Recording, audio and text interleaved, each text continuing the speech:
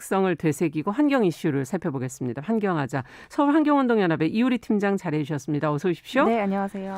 자, 오늘은 쓰레기 문제를 좀 얘기를 해보도록 하죠. 요즘에 정말 많잖아요. 더구나 코로나19를 맞은 후에 여러 가지 쓰레기들, 특히 플라스틱이 최근에 좀 이슈가 되고 있는 것 같던데. 네네, 맞습니다. 좀 얘기를 해보죠, 오늘. 제가 오늘은 좀 중간중간 퀴즈를 드리면서 퀴즈를 말씀을 드리려고 네. 합니다. 먼저 일단 쓰레기에 대한 이야기를 좀 가져왔는데요. 일단 첫 번째 퀴즈를 좀 드릴게요. 만드는데 5초, 사용하는데 5분, 썩는데 500년이 걸리는 이것은 무엇일까요? 아, 플라스틱. 네, 맞습니다. 만드는데 이렇게 시간이 짧아요? 네, 시간이 굉장히 짧고요. 플라스틱은 그 만드는 것보다 썩는데 500년이 걸린다는 그 자체가 그건 더 놀랍고. 네, 엄청 놀랄 상황인 예. 거죠. 예. 네, 이런 플라스틱이 썩는데 500년이 걸린다는 그 자체가 환경오염이 굉장히 심각하다는 얘기거든요. 네. 몇 년 전에 코스타리카 연안에서 바다 거북이 한 마리가 발견이 되었었는데 이 거북이의 콧구멍에 플라스틱 빨대가 박혀있는 채로 발견이 되었었어요. 어머나. 그러면서 이 당시에 발견됐던 연구원들이 플라스틱 빨대를 빼주는 과정에서 거북이가 굉장히 이제 고통스러워하는 모습이 영상으로 찍혔었는데 그 영상이 퍼지게 되면서 바다에 버려지는 쓰레기에 대한 경각심을 많이 불러일으켰었죠.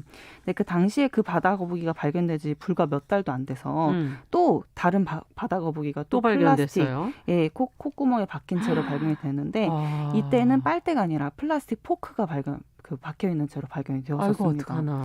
네, 그래서 이렇게 플라스틱 쓰레기로 인해서 고통받는 해양 동물들의 상황이 많이 알려지게 되면서 플라스틱 사용에 대한 문제가 여러 차례 제기되었었죠. 예. 네, 또 2017년 국제 해양 회의에서는 해마다 바다로 흘러 들어가는 플라스틱이 무려 800만 톤에 달할 것이라는 추정치를 제기를 했었어요. 예. 네, 지금도 플라스틱 쓰레기가 계속 늘어나는 상황이라서 2050년이 도달했을 때에는 바닷속에 플라스틱이 물고기보다도 더 많아질 거라는 예상도 있습니다.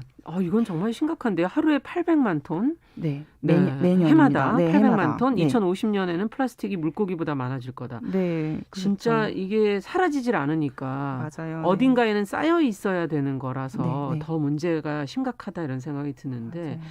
우리는 어떻습니까? 소비하는 양이.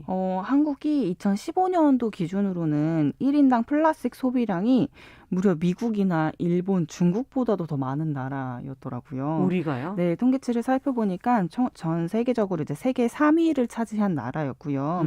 일부 전문가들은 이대로 가다가는 한반도가 플라스틱으로 뒤덮일 거라는 경고까지도 했습니다. 네, 정말 심각한데 지금 일단 첫 번째는 플라스틱을 쓰지 않아야 되는 거고 네.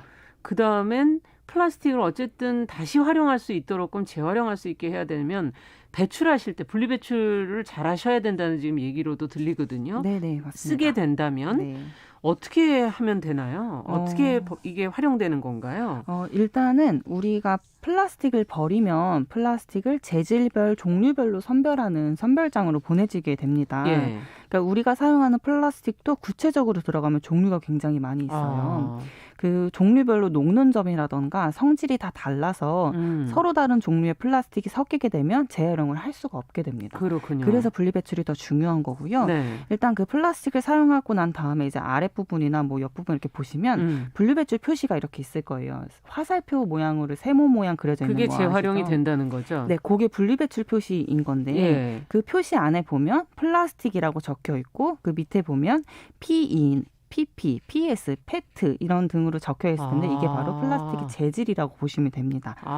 네. 그 삼각형 모양의 분리배출 표시 아래에 적혀 있다는 거죠? 네네, 맞습니다. 표시 안에. 네네. 예. 네, 이렇게 재질은 선별장이라서 재질별로 구별이 되기 때문에 요거를 이제 분리배출 단계에서 신경 쓰실 부분은 아닌 것 같은데 예. 이렇게 분류된 플라스틱은 고온에 녹여져서 다시 재생연료로 사용을 하게 되고 요게 재활용되는 과정이라고 보시면 되고요. 네. 근데 이게 녹일 때 다른 이물질이 들어가면 안 되기 때문에 우리가 플라스틱을 버릴 때 깨끗하게 하는 과정이 굉장히 꼭 필요합니다. 씻어서. 네, 그렇죠.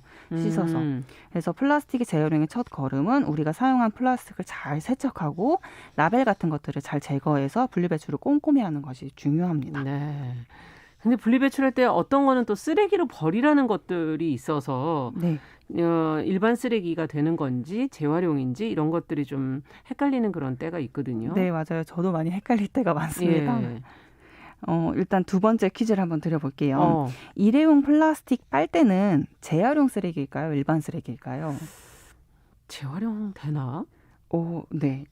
일회용 플라스틱 빨대여서 재활용으로 분류하시는 분들이 많으실 것 같아서 이 퀴즈를 드리는 건데 일단 정답은 일반 쓰레기입니다.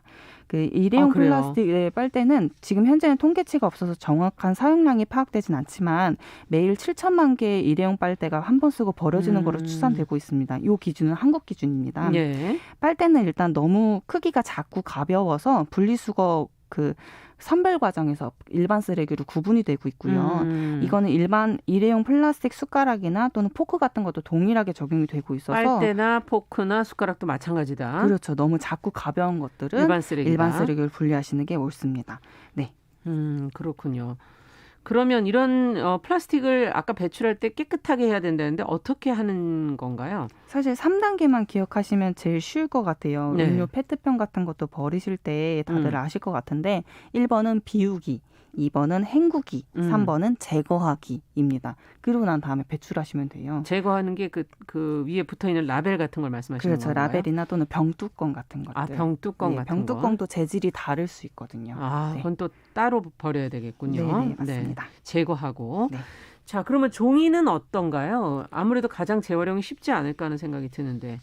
플라스틱보다 사실 분리수거하기 쉽다 생각되는 것이 종이인 것 같아요. 네. 그래서 종이는 보통 분리배출을 잘 하지 않고 그냥 종이로 다 분류하시거나 그렇죠. 그런 경우들도 많은데 네. 사실 플라스틱과 달리 종이는 크기가 작아도 재활용이 더 잘 됩니다. 재활용률이 높은 거기도 해요. 하지만 이제 물에 젖거나 또는 치킨 박스처럼 기름에 묻은 그런 오염된 종이는 재활용이 불가능해요. 네. 그래서 이런 것들은 일반 쓰레기로 분리 배출하시면 되고요. 다음 마지막 퀴즈 한번 드려볼 텐데 종이컵은 일회용 쓰레기일까요? 재활용 쓰레기일까요? 아까 젖은 건 안 된다 그랬으면 일반 쓰레기인가? 네, 정답입니다. 아, 종이컵도 일반 쓰레기예요? 네, 맞습니다. 그거 모아서 내놓는 분들도 많이 봤는데. 네, 맞아요. 그 종이를 종이라 부르지 못하는 어떤 종이컵인데 요거는 이제 재활용 쓰레기가 아니라 일반 쓰레기로 분류되는 이유가 물에 묻어서라기보다는 전단지나 영수증 또는 종이컵 같은 것이 사실 얇게 코팅되어 있는 종이거든요. 그렇죠. 그러니까 종이컵은 폴리에틸렌이라는 재질의 플라스틱으로 얇게 코팅되어 있는 이 종이이기 때문에 네네. 종이로 분류돼서는 안 되고 요거는 일반 쓰레기로 분류되어야 합니다. 대신에 이제 서초구나 송파구 같은 몇몇 자치구에서는 종이컵을 이렇게 모아서 보상해주는 제도들을 운영을 하고 있거든요. 예. 그래서 종이컵을 모아서 들고 가시면 휴지로 교환이 가능하다는데 그러니까 이게 되는 건 줄 알았어요. 그래서. 네, 이런 것들은 이제 또 자치구별로 되는 곳이 있고 안 되는 곳이 있기 때문에 각 지자체별로 공지사항을 한번 살펴보시면 좋겠습니다. 네. 자, 지금 뭐 많은 분들이 참여 의사들을 밝히시면서 클라라님께서는 우리 아이가 배달해서 먹고 남은 거 아까 숟가락 젓가락 어떻게 해야 될지 일반 쓰레기로 지금 분류된다 그랬잖아요. 네, 대책이 맞습니다. 있는지 좀 알려달라 그러는데 그런 지금으로 현재로선 네, 현재로서는 이제 우리가 많이 이렇게 분리수거 하고 싶으신 분들도 많을 거예요. 재활용 됐으면 하는 바람이다라고 하지만 현재 시스템상으로는 사실은 요거는 이제 일반 쓰레기로 분류하는 것이 옳고요. 네. 사실 이렇게 분리배출하는 과정도 매우 중요하겠지만 사용을 하지 않는 것이 가장 중요한 것 같습니다. 사용을 하지 않는 거. 네. 9588번님께서는 이제 무료급식 봉사를 다니시는데 플라스틱 도시락은 어떻게 되냐고 물어보시네요. 플라스틱 도시락은 좀 대형 그런 크기가 작지 않은 그런 폐기물이기 때문에 재활용으로 분류가 가능합니다. 재활용으로? 네, 그렇지만 플라스틱 도시락 같은 경우는 음식물이 묻어 있기 때문에 깨끗하게 닦아내고 재활용 분리 배출하시면 됩니다. 네, 오늘 말씀은 여기까지 듣도록 하겠습니다. 네. 궁금하신 점이 많았어요. 앞서 4222번님께서 플라스틱이 심각하다는 거 분리 배출 잘 해야 되겠다라는 의견도 보내주셨습니다. 네. 자, 환경하자 서울환경운동연합의 이우리 팀장과 함께했습니다. 감사합니다. 네, 감사합니다.